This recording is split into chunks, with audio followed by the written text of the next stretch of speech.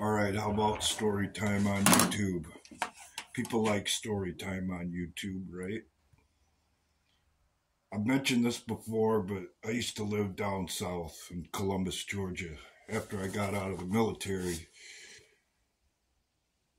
I'll tell the story straight. I knocked some easy girl up and ended up staying down there with her until the first kid was born, and then things went goofy and so forth and so on. But anyway, I've lived in the neighborhood.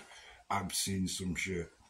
I used to stand out in the street and try to tell the homeboys, because you didn't call them anything else, you got skin like I do, what they were doing wrong, and that they'd be a lot better off for themselves if they go get a job and kept themselves straight instead of running around in the street getting into all kinds of crazy bullshit.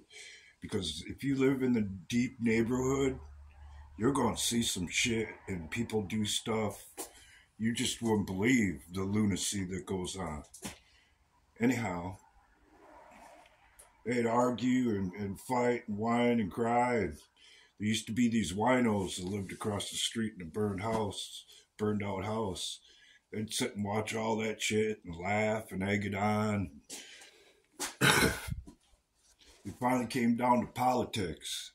And I was trying to explain to them how the Democrats had bought them off and made them kind of live the life that they do. And it earned me the nickname, the crazy white boy on the corner. And shortly after that started sticking, one day the winos, they called me out in the street. And they told me they were going to make me an honorary racial slur because I can't say what they said. And they took the time to explain why they were going to do it and all that, because I'd stand right out in the street and try to make my case and do what I had to do out in the hot sun to fix Volkswagens for the most part, but all kinds of cars in the neighborhood. And I wasn't no different than them, except for the way I was wrapped. And that gave me the right in their terms, or the way they explained it, to make me an honorary racial slur. The reason I told this story, I suppose,